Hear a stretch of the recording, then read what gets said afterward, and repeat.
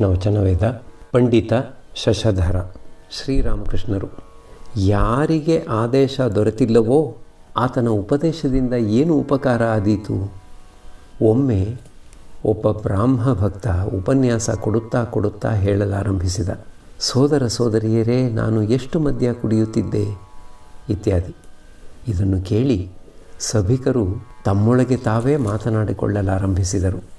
ಅಯೋಗ್ಯ, ಏನು ಹೇಳುತ್ತಿದ್ದಾನೆ ನೋಡಿ, ಮದ್ಯ ಕುಡಿಯುತ್ತಿದ್ದನಂತೆ. ಆತನ ಈ ಮಾತು ಆತನಿಗೆ ಖಂಡನೆಯನ್ನು ತಂದುಕೊಟ್ಟವು. ಇದು ಎತ್ತಿ ತೋರಿಸುತ್ತದೆ, ಮನುಷ್ಯ ಸತ್ಪುರುಷನಾಗಿಲ್ಲದಿದ್ದರೆ ಆತನ ಉಪನ್ಯಾಸ ಯಾವ ಉಪಯೋಗಕ್ಕೂ ಬಾರದು ಎಂಬುದನ್ನು.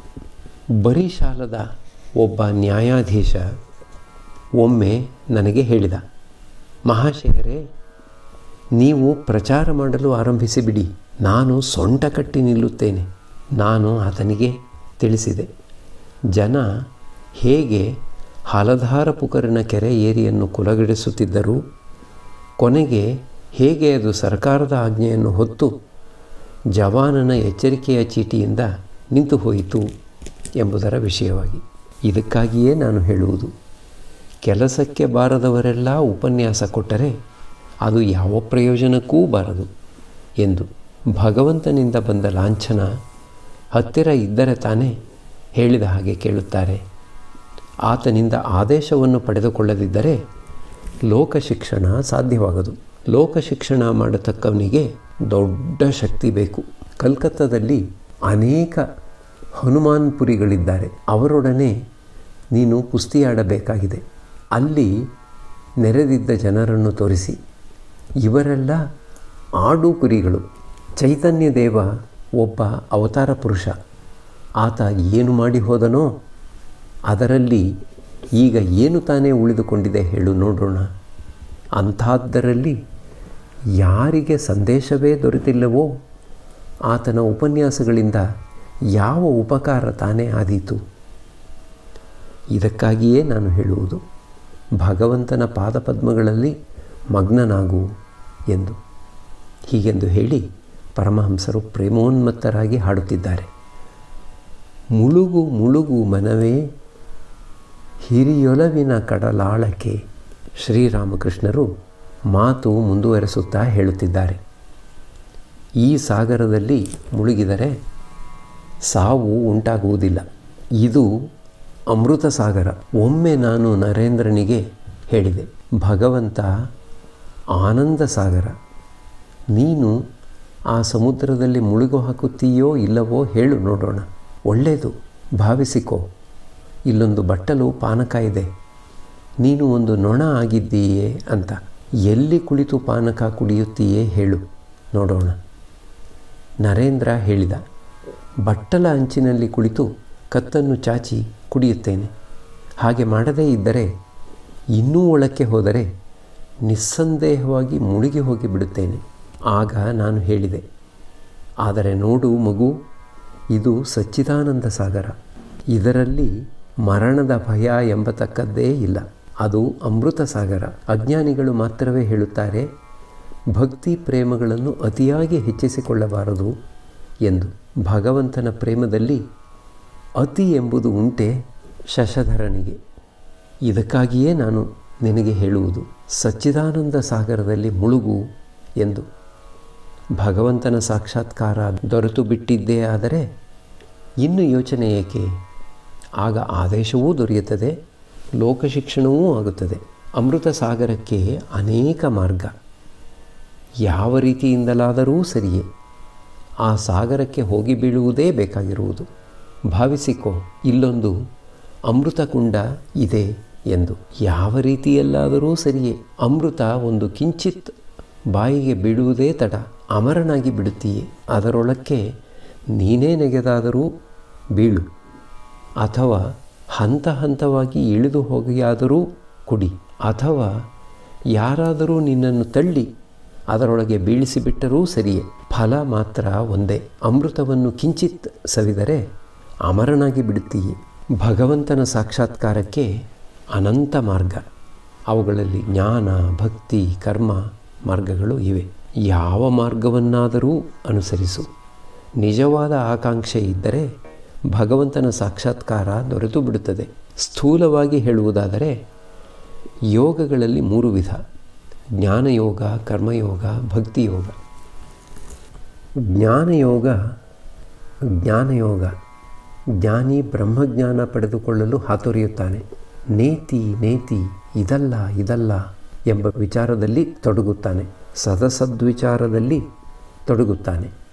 ವಿಚಾರದ ಅಂತ್ಯವನ್ನು ಮುಟ್ಟಿದೊಡನೆಯೇ ಸಮಾಧಿ ಉಂಟಾಗಿಬಿಡುತ್ತದೆ. ಬ್ರಹ್ಮಜ್ಞಾನ ದೊರೆತು ಬಿಡುತ್ತದೆ.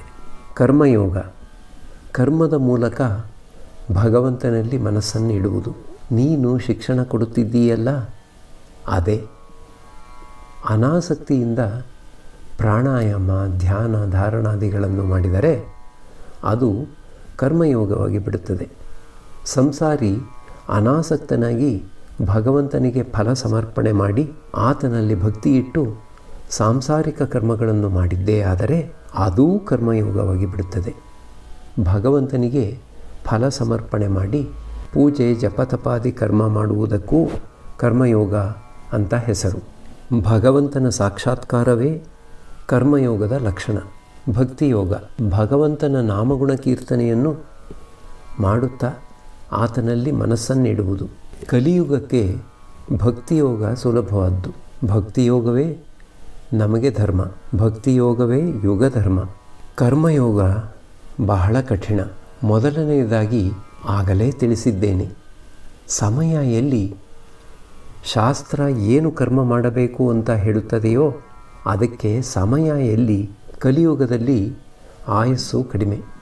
ಇವೂ ಅಲ್ಲದೆ ಅನಾಸಕ್ತಿಯಿಂದ, ಅಂದರೆ ಫಲಕಾಮನೆಯನ್ನು ಮಾಡದೆ ಕರ್ಮ ಮಾಡುವುದು ಬಹಳ ಕಠಿಣ. ಭಗವಂತನ ಸಾಕ್ಷಾತ್ಕಾರ ಮಾಡಿಕೊಳ್ಳದೆ ನಿಜವಾಗಿ ಅನಾಸಕ್ತನಾಗಲು ಆಗುವುದಿಲ್ಲ. ಬಹುಶಃ ನಿನಗೆ ಗೊತ್ತಾಗದೇ ಇರಬಹುದು, ಆದರೆ ಆಸಕ್ತಿ ಎಲ್ಲಿಂದಲೋ ಬಂದು ಹೃದಯವನ್ನು ಹೊಕ್ಕುಬಿಡುತ್ತದೆ. ಜ್ಞಾನಯೋಗವೂ ಈ ಯುಗಕ್ಕೆ ಬಹಳ ಕಠಿಣ. ಮೊದಲನೆಯದಾಗಿ ಜೀವ ಅನ್ನಗತ ಪ್ರಾಣ, ಎರಡನೆಯದಾಗಿ ಆಯಸ್ಸು ಕಡಿಮೆ, ಮೂರನೆಯದಾಗಿ ದೇಹ ಬುದ್ಧಿ ಏನು ಮಾಡಿದರೂ ಹೋಗಲಲ್ಲದು. ದೇಹ ಬುದ್ಧಿ ಹೋಗದ ಹೊರತು ಬ್ರಹ್ಮಜ್ಞಾನ ದೊರೆಯುವ ಹಾಗೇ ಇಲ್ಲ. ಜ್ಞಾನಿ ಹೇಳುತ್ತಾನೆ, ನಾನೇ ಆ ಬ್ರಹ್ಮ, ನಾನು ಶರೀರವಲ್ಲ. ಬಾಯಾರಿಕೆ, ರೋಗ, ಶೋಕ, ಸುಖ ದುಃಖಗಳ ಬೋಧೆ ಇದ್ದುದೇ ಆದರೆ ನೀನು ಜ್ಞಾನಿಯಾಗುವ ಬಗೆ ಹೇಗೆ? ಕೈಗೆ ಒಂದು ಕಡೆ ಮುಳ್ಳು ಚುಚ್ಚಿಕೊಂಡು ರಕ್ತ ಪ್ರವಾಹದೋಪಾದಿಯಲ್ಲಿ ಹರಿಯುತ್ತಾ ಬಹಳ ನೋವು ಕೊಡುತ್ತಿರಬಹುದು. ಆದರೂ ಜ್ಞಾನಿಯಾಗಿದ್ದ ಪಕ್ಷದಲ್ಲಿ ನೀನು ಹೇಳಬೇಕಾಗುತ್ತದೆ, ಎಲ್ಲಿ ನನ್ನ ಕೈಗೇನೂ ಮುಳ್ಳು ಚುಚ್ಚಿಕೊಂಡಿಲ್ಲವಲ್ಲ, ನನಗೇನೂ ಆಗಿಲ್ಲವಲ್ಲ. ಆದ್ದರಿಂದ ಈ ಯುಗಕ್ಕೆ ಭಕ್ತಿಯೋಗ.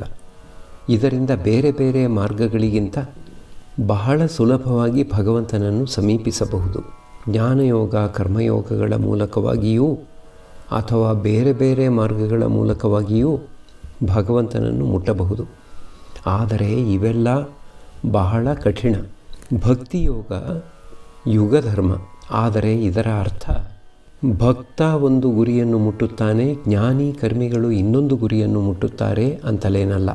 ಇದರ ಅರ್ಥ ಯಾರಿಗೆ ಬ್ರಹ್ಮಜ್ಞಾನ ಬೇಕೋ ಆತ ಭಕ್ತಿ ಮಾರ್ಗವನ್ನು ಅನುಸರಿಸಿದರೂ ಅದೇ ಬ್ರಹ್ಮಜ್ಞಾನ ದೊರೆಯುತ್ತದೆ ಎಂಬುದಾಗಿ. ಭಕ್ತವತ್ಸಲನಾದ ಭಗವಂತ ಇಚ್ಛೆಪಟ್ಟದ್ದೇ ಆದರೆ ಬ್ರಹ್ಮಜ್ಞಾನವನ್ನು ಕೊಡಬಲ್ಲ. ಭಕ್ತನಿಗೆ ಭಗವಂತನ ಸಾಕಾರ ರೂಪವನ್ನು ನೋಡಲು, ಆತನೊಡನೆ ಮಾತುಕತೆ ಆಡಲು ಇಚ್ಛೆ. ಪ್ರಾಯಿಕವಾಗಿ ಆತ ಬ್ರಹ್ಮಜ್ಞಾನಕ್ಕಾಗಿ ಹಾತೊರೆಯುವುದಿಲ್ಲ. ಆದರೆ ಭಗವಂತ ಇಚ್ಛಾಮಯ. ಆತನಿಗೇನಾದರೂ ಖುಷಿ ಬಂದರೆ ಭಕ್ತನನ್ನು ತನ್ನ ಸಕಲ ಐಶ್ವರ್ಯಕ್ಕೂ ಅಧಿಕಾರಿಯನ್ನಾಗಿ ಮಾಡಿಬಿಡುತ್ತಾನೆ. ಭಕ್ತಿಯನ್ನೂ ಕೊಡುತ್ತಾನೆ, ಜ್ಞಾನವನ್ನೂ ಕೊಡುತ್ತಾನೆ. ಹೇಗೋ ಮಾಡಿ ಕಲ್ಕತ್ತವನ್ನು ಮುಟ್ಟಿಬಿಟ್ಟದ್ದೇ ಆದರೆ ಆ ದೊಡ್ಡ ಮೈದಾನ ಮತ್ತು ಪ್ರದರ್ಶನ ಶಾಲೆ ಇನ್ನೂ ಅನೇಕ ಸ್ಥಳಗಳನ್ನು ನೋಡಬಹುದು. ಈಗ ಯೋಚನೆ ಏನು ಎಂದರೆ ಹೇಗೆ ಕಲ್ಕತ್ತಕ್ಕೆ ಬರುವುದು ಅಂತ. ಜಗನ್ಮಾತೆಯ ಸಾಕ್ಷಾತ್ಕಾರವನ್ನು ಪಡೆದುಕೊಂಡುದೇ ಆದರೆ ಭಕ್ತಿಯೂ ದೊರೆಯುತ್ತದೆ, ಜ್ಞಾನವೂ ದೊರೆಯುತ್ತದೆ. ಭಾವ ಸಮಾಧಿಯಲ್ಲಿ ಭಗವದ್ರೂಪ ದರ್ಶನ ದೊರೆಯುತ್ತದೆ. ನಿರ್ವಿಕಲ್ಪ ಸಮಾಧಿಯಲ್ಲಿ ಅಖಂಡ ಸಚ್ಚಿದಾನಂದ ಬ್ರಹ್ಮನ ಸಾಕ್ಷಾತ್ಕಾರವಾಗುತ್ತದೆ. ನಿರ್ವಿಕಲ್ಪ ಸಮಾಧಿಯಲ್ಲಿ ಅಹಂ ಎಂಬುದು ನಾಮರೂಪ ಇವೆಲ್ಲ ಇರುವುದಿಲ್ಲ. ಭಕ್ತ ಪ್ರಾರ್ಥನೆ ಮಾಡುತ್ತಾನೆ, ಹೇ ಭಗವತಿ, ಸಕಾಮ ಕರ್ಮ ಕಂಡರೆ ನನಗೆ ಬಹಳ ಭಯ. ಅದರಲ್ಲಿ ಕಾಮನೆ ಇದೆ. ಅದನ್ನು ಮಾಡಿದರೆ ಫಲ ಅನುಭವಿಸಬೇಕಾಗುತ್ತದೆ. ಮತ್ತೇನೆಂದರೆ ಅನಾಸಕ್ತಿಯಿಂದ ಕರ್ಮ ಮಾಡುವುದು ಬಹಳ ಕಠಿಣ. ಸಕಾಮ ಕರ್ಮ ಮಾಡಿದರೆ ನಿನ್ನನ್ನು ನಿಜವಾಗಿಯೂ ಮರೆತು ಬಿಡುತ್ತೇನೆ. ಆದ್ದರಿಂದ ಅವು ನನಗೆ ಬೇಕಾಗಿಲ್ಲ. ನಿನ್ನ ಸಾಕ್ಷಾತ್ಕಾರ ದೊರೆಯದವರೆಗೆ ನನ್ನ ಕರ್ಮ ದಿನದಿನಕ್ಕೂ ಕಡಿಮೆಯಾಗುವ ಹಾಗೆ ಮಾಡು. ಆದರೆ ಯಾವ ಕರ್ಮಗಳನ್ನು ನಾನು ಮಾಡಲೇಬೇಕಾಗಿರುವುದೋ ಅವನ್ನು ಅನಾಸಕ್ತಿಯಿಂದ ಮಾಡುವ ಹಾಗೆ ಶಕ್ತಿಯನ್ನು ಕರುಣಿಸು. ಅದನ್ನು ಮಾಡುತ್ತಾ ಮಾಡುತ್ತಾ ಮುಂದುವರೆದ ಹಾಗೆಲ್ಲ ಭಕ್ತಿಯೂ ಬೆಳೆಯುವಂತೆ ಮಾಡು. ನಿನ್ನ ಸಾಕ್ಷಾತ್ಕಾರವನ್ನು ಮಾಡಿಕೊಳ್ಳದವರೆಗೆ ಹೊಸ ಕರ್ಮಗಳನ್ನು ಗಂಟು ಹಾಕಿಕೊಳ್ಳಲು ನನ್ನ ಮನಸ್ಸು ಪ್ರಯತ್ನಿಸದ ಹಾಗೆ ಮಾಡು. ಆದರೆ ನೀನು ಆದೇಶ ಮಾಡಿದಾಗ ಮಾತ್ರ ನಿನ್ನ ಕರ್ಮಗಳನ್ನು ಮಾಡುವೆನೇ ವಿನಾ ಇಲ್ಲದಿದ್ದರೆ ಇಲ್ಲ. ಶಶಧರ: ಮಹಾಶಯರೇ, ನೀವು ತೀರ್ಥಯಾತ್ರೆಗೆ ಹೋಗಿದ್ದಾಗ ಎಲ್ಲಿಯವರೆಗೆ ಹೋಗಿದ್ದೀರಿ? ಶ್ರೀರಾಮಕೃಷ್ಣರು: ಓ, ಎಲ್ಲೋ ಕೆಲವು ಸ್ಥಳಗಳನ್ನು ನೋಡಿ ಬಂದೆ ನಗುತ್ತಾ. ಆದರೆ ಹಾಜರ ಬಹಳ ದೂರದವರೆಗೆ ಹೋಗಿದ್ದಾನೆ. ಎತ್ತರಕ್ಕೂ ಹತ್ತಿದ್ದಾನೆ. ಹೃಷಿಕೇಶಕ್ಕೆ ಹೋಗಿ ಬಂದಿದ್ದಾನೆ. ನಾನು ಅಷ್ಟು ದೂರ ಹೋಗಲೂ ಇಲ್ಲ, ಅಷ್ಟು ಎತ್ತರಕ್ಕೆ ಹತ್ತಲೂ ಇಲ್ಲ. ರಣಹದ್ದು ಬಹಳ ಎತ್ತರಕ್ಕೆ ಹಾರಿ ಹೋಗುತ್ತದೆ. ಆದರೆ ದೃಷ್ಟಿ ಮಾತ್ರ ಹೆಣದ ಗುಂಡಿಗಳ ಕಡೆಗೆ. ಹೆಣದ ಗುಂಡಿ ಯಾವುದು ಗೊತ್ತೇ? ಕಾಮಕಾಂಚನ. ಕುಳಿತಲ್ಲೇ ಕುಳಿತು ಭಕ್ತಿಯನ್ನು ಪಡೆದುಕೊಳ್ಳಲು ಸಾಧ್ಯವಾಗುವುದಾದರೆ ತೀರ್ಥಯಾತ್ರೆಗೆ ಹೋಗುವುದರ ಅವಶ್ಯಕತೆ ಏನಿದೆ? ಕಾಶಿಗೆ ಹೋಗಿ ನೋಡುತ್ತೇನೆ, ಅಲ್ಲೂ ಇವೇ ಮರಗಿಡಗಳು, ಇದೇ ಹಸಿರು ಹುಣಿಸೆ ಎಲೆ. ತೀರ್ಥಯಾತ್ರೆಗೆ ಹೋಗಿಯೂ ಭಕ್ತಿ ದೊರಕದೆ ಹೋದರೆ ತೀರ್ಥಯಾತ್ರೆಯ ಫಲ ದೊರಕಿದಂತೆ ಆಗುವುದಿಲ್ಲ. ಭಕ್ತಿಯೇ ಸಾರ, ಏಕಮಾತ್ರ ಪ್ರಯೋಜನ ವಸ್ತು. ರಣಹದ್ದು ಏನು ಗೊತ್ತೇ? ಅನೇಕ ಮಂದಿ ಇದ್ದಾರೆ, ಬಹಳವಾಗಿ ಬಡಾಯಿ ಕೊಚ್ಚಿಕೊಳ್ಳುತ್ತಾರೆ. ಹೇಳುತ್ತಾರೆ, ಶಾಸ್ತ್ರದಲ್ಲಿ ಏನೇನು ಕರ್ಮ ಮಾಡಬೇಕು ಅಂತ ಹೇಳಿದೆಯೋ ಅವುಗಳಲ್ಲಿ ಬಹುಭಾಗವನ್ನು ಮಾಡಿ ಮುಗಿಸಿಬಿಟ್ಟಿದ್ದೇವೆ ಎಂದು. ಅವರು ಹಾಗೆ ಜಂಬ ಕೊಚ್ಚಿಕೊಂಡರೂ ಅವರ ಮನಸ್ಸು ಮಾತ್ರ ಅತ್ಯಂತ ವಿಷಯಾಸಕ್ತವಾಗಿರುತ್ತದೆ. ಹಣ, ಕಾಸು, ಗೌರವ, ಸಂಭ್ರಮ, ದೇಹ ಸುಖ ಇವುಗಳಿಗಾಗಿಯೇ ವ್ಯಸ್ತವಾಗಿರುತ್ತದೆ. ಶಶಧರ: ಹೌದು, ನಿಜ. ತೀರ್ಥಯಾತ್ರೆಗೆ ಹೋಗುವುದು ಕೌಸ್ತುಭಮಣಿ ಬೇಡವೆಂದು ಹೀರಮಾಣಿಕ್ಯಗಳಿಗಾಗಿ ಅರಸಿದಂತೆ. ಶ್ರೀರಾಮಕೃಷ್ಣರು: ನೋಡು, ಇದನ್ನು ತಿಳಿದುಕೊಂಡಿರು. ನೀನು ಜನರಿಗೆ ಸಾವಿರಾರು ಉಪದೇಶಗಳನ್ನು ಕೊಟ್ಟರೂ ಸಮಯ ಬಾರದೇ ಇದ್ದರೆ ಪ್ರತಿಫಲ ದೊರಕದು.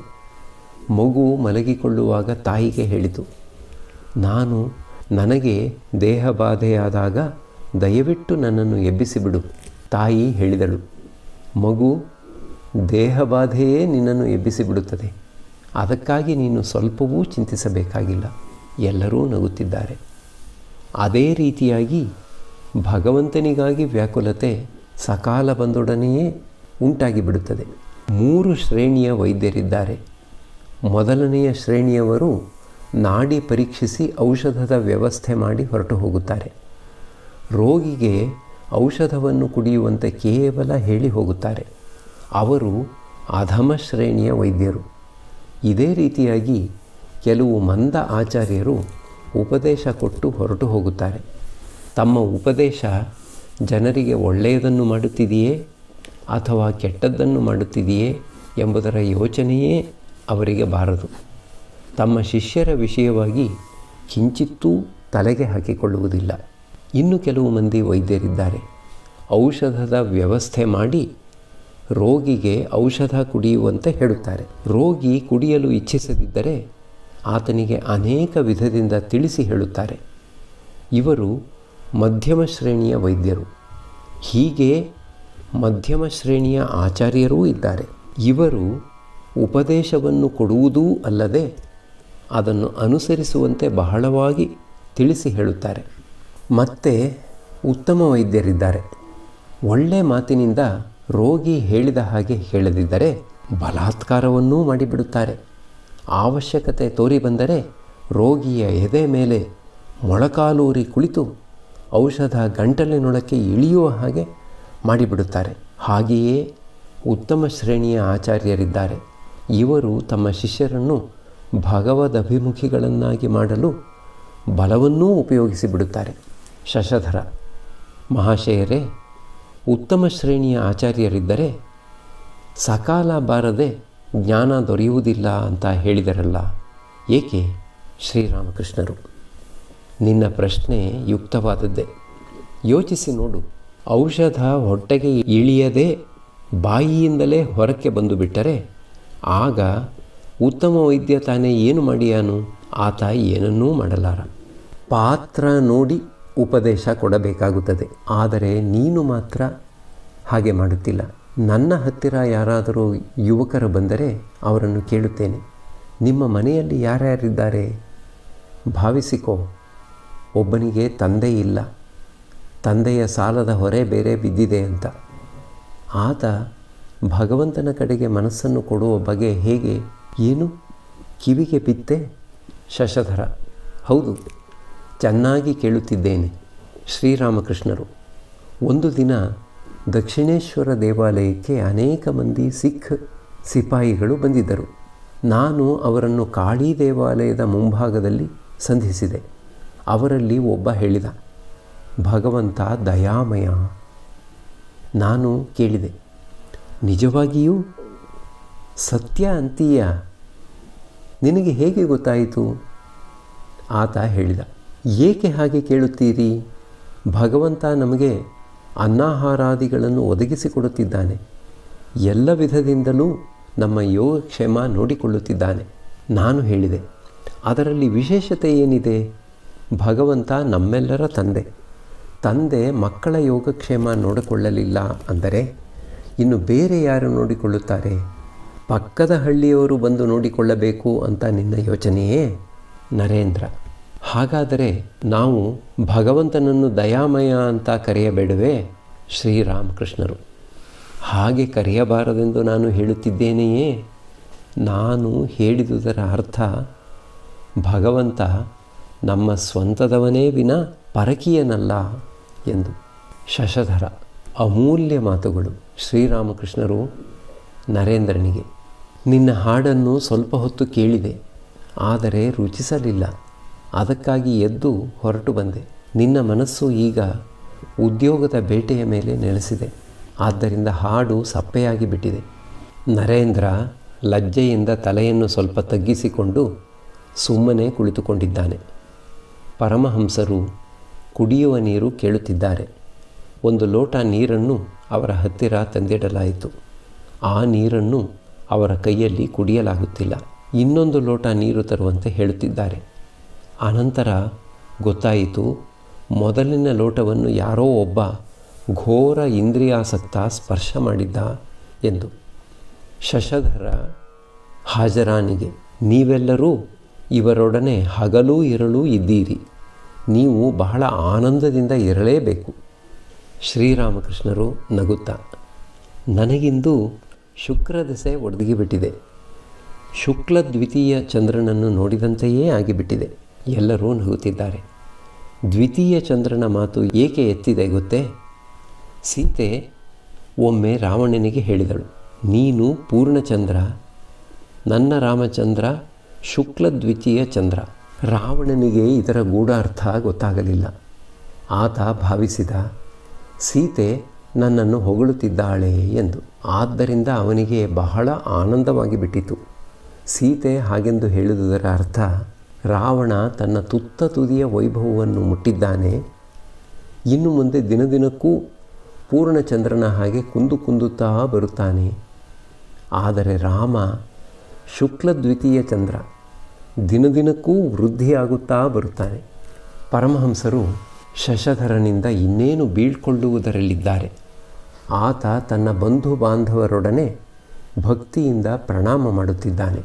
ಪರಮಹಂಸರು ಭಕ್ತರೊಡನೆ ಈಶಾನನ ಮನೆಗೆ ಹಿಂದಿರುಗಿ ಬಂದಿದ್ದಾರೆ. ಇನ್ನೂ ಮುಸ್ಸಂಜೆಯಾಗಿರಲಿಲ್ಲ. ಈಗ ಅವರು ಈಶಾನನ ಮನೆಯ ನೆಲ ಅಂತಸ್ತಿನಲ್ಲಿರುವ ಬೈಠಕ್ಖಾನೆಯಲ್ಲಿ ಕೆಲವು ಮಂದಿ ಭಕ್ತರು, ಭಾಗವತ ಪಂಡಿತ, ಈಶಾನ ಮತ್ತು ಅವನ ಮಕ್ಕಳು ಇವರೊಡನೆ ಕುಳಿತುಕೊಂಡಿದ್ದಾರೆ. ಶ್ರೀರಾಮಕೃಷ್ಣರು ನಗುತ್ತಾ ಈಶಾನನಿಗೆ, ಶಶಧರನಿಗೆ ಹೇಳಿದೆ, ನೀನು ಮರದ ಬುಡಕ್ಕೆ ಕಾಲು ಹಾಕುವುದೇ ತಡ, ಆಗಲೇ ಹಣ್ಣಿನ ಗೊಂಚಲ ಕಡೆ ಕೈ ನೀಡುತ್ತಿರುವೆಯಲ್ಲ. ಇನ್ನೂ ಸ್ವಲ್ಪ ಕಾಲ ಸಾಧನೆ ಭಜನೆ ಮಾಡು, ಬಳಿಕ ಲೋಕಶಿಕ್ಷಣ ಮಾಡುವಿಯಂತೆ. ಈಶಾನ: ಪ್ರತಿಯೊಬ್ಬ ಪ್ರಚಾರಕನೂ ಭಾವಿಸುತ್ತಾನೆ ತಾನು ಲೋಕಶಿಕ್ಷಣ ಮಾಡುತ್ತಿದ್ದೇನೆ ಎಂಬುದಾಗಿ. ಮಿಣುಕು ಹುಳು ಕೂಡ ಭಾವಿಸಬಹುದು ತಾನು ಇಡೀ ಜಗತ್ತಿಗೆ ಬೆಳಕು ನೀಡುತ್ತಿದ್ದೇನೆ ಎಂದು.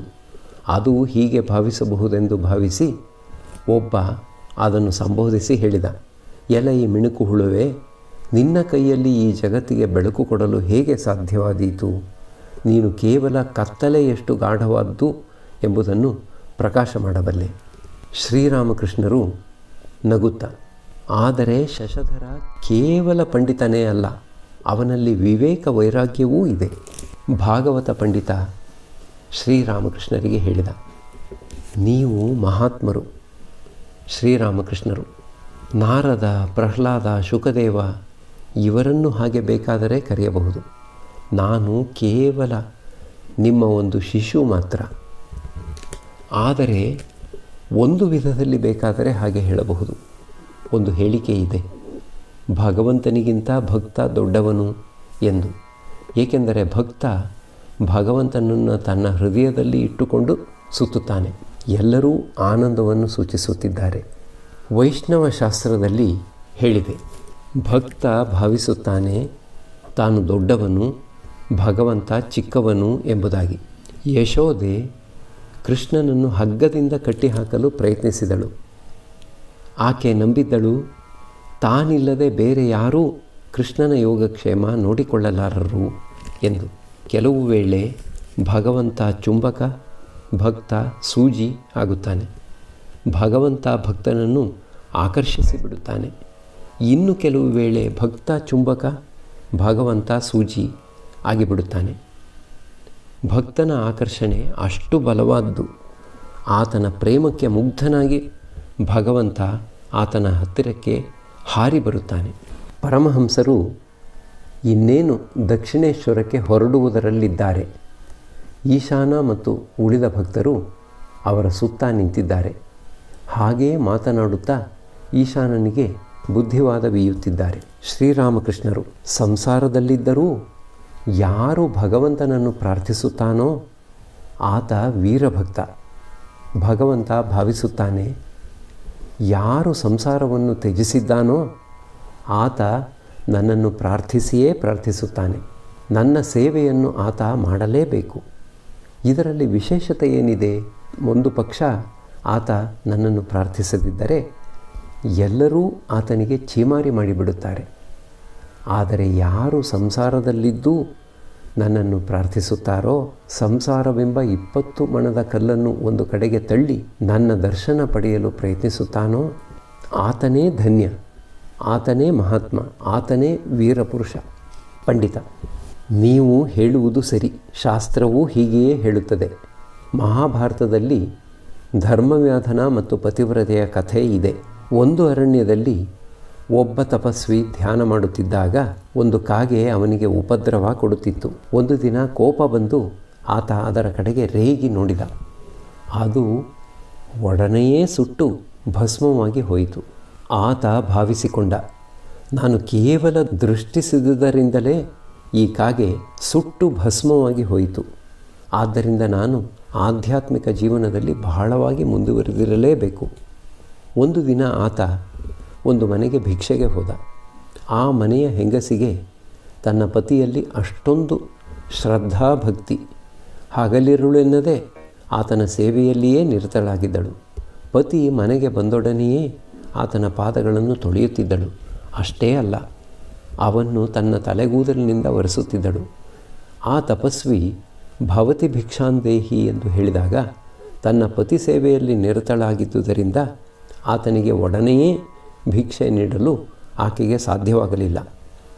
ಆತ ಸ್ವಲ್ಪ ಹೊತ್ತು ಕಾಯಬೇಕಾಗಿ ಬಂದುದರಿಂದ ರೇಗಿ ಕೂಗಲಾರಂಭಿಸಿದ. ಹೀಗೆ ಮಾಡಿದರೆ ನಿಮಗೆ ಶ್ರೇಯಸ್ಸಾಗುವುದಿಲ್ಲ.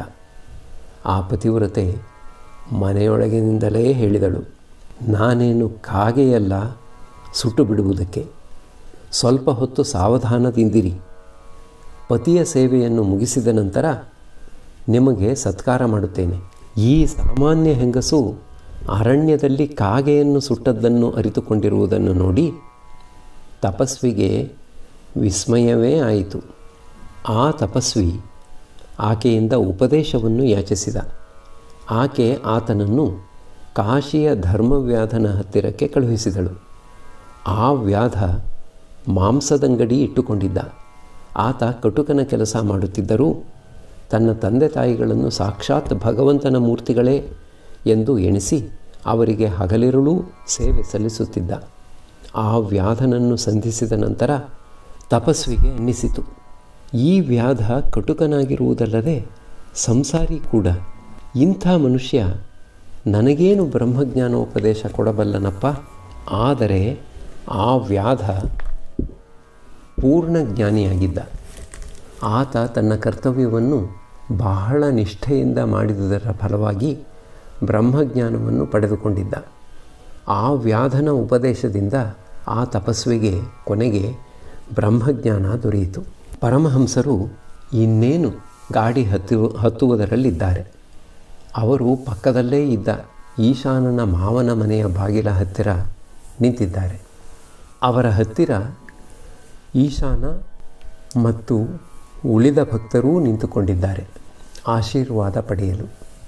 ಪರಮಹಂಸರು ಮತ್ತೆ ಮಾತಾಡುತ್ತಾ ಈಶಾನನಿಗೆ ಹೇಳುತ್ತಿದ್ದಾರೆ, ಇರುವೆಯ ಹಾಗೆ ಸಂಸಾರದಲ್ಲಿ ವಾಸಿಸು. ಈ ಜಗತ್ತಿನಲ್ಲಿ ನಿತ್ಯ ಅನಿತ್ಯ ಎರಡೂ ಬೆರೆತುಕೊಂಡಿದೆ. ಮರಳು ಸಕ್ಕರೆಯ ಹಾಗೆ ಇರುವೆಯಾಗಿ ಕೇವಲ ಸಕ್ಕರೆಯನ್ನೇ ಆರಿಸಿಕೊ. ಚಿದಾನಂದ ರಸ ವಿಷಯ ರಸ ಬೆರೆತುಕೊಂಡಿವೆ. ನೀರು ಹಾಲಿನ ಹಾಗೆ ಹಂಸ ಪಕ್ಷಿಯಾಗಿ ಹಾಲನ್ನು ಕುಡಿದು ನೀರನ್ನು ತ್ಯಜಿಸಿಬಿಡು. ಈ ಜಗತ್ತಿನಲ್ಲಿ ಬಾತುಕೋಳಿಯ ಹಾಗೆ ಇರು. ಅದರ ರೆಕ್ಕೆ ಪುಕ್ಕಗಳಲ್ಲಿ ನೀರು ಸೇರಿಕೊಳ್ಳುತ್ತದೆ, ಆದರೆ ಅದು ಅದನ್ನು ಒದರಿಬಿಡುತ್ತದೆ. ಈ ಸಂಸಾರದಲ್ಲಿ ಕೆಸರು ಮೀನಿನ ಹಾಗೆ ವಾಸಿಸು. ಅದು ಕೆಸರಿನೊಳಗೇ ಇದ್ದರೂ ಅದರ ಮೈ ಮಾತ್ರ ಪರಿಷ್ಕಾರ ಪರಿಚ್ಛಿನ್ನ. ಈ ಜಗತ್ತು ಸತ್ಯದ ಮತ್ತು ತೋರಿಕೆಯ ಒಂದು ಮಿಶ್ರಣ. ತೋರಿಕೆಯನ್ನು ತ್ಯಜಿಸಿ ಸತ್ಯವನ್ನು ಸ್ವೀಕರಿಸು. ಪರಮಹಂಸರು ಗಾಡಿಯನ್ನು ಹತ್ತಿ ದಕ್ಷಿಣೇಶ್ವರದ ಕಡೆಗೆ ಮುಂದುವರಿಯುತ್ತಿದ್ದಾರೆ.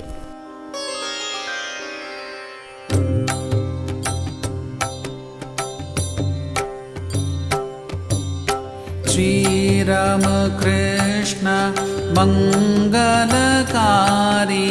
ಶ್ರೀರಾಮ ಕೃಷ್ಣ ಮಂಗಲಕಾರಿ, ಶ್ರೀರಾಮ ಕೃಷ್ಣ ಮಂಗಲಕಾರಿ, ಶ್ರೀರಾಮ ಕೃಷ್ಣ ಮಂಗಲಕಾರಿ. ನಮೋ ನಾರಾಯಣ ಭವದುಃಖಹಾರಿ, ನಮೋ ನಾರಾಯಣ ಭವದುಃಖಹಾರಿ, ನಮೋ ನಾರಾಯಣ ಭವದುಃಖಹಾರಿ.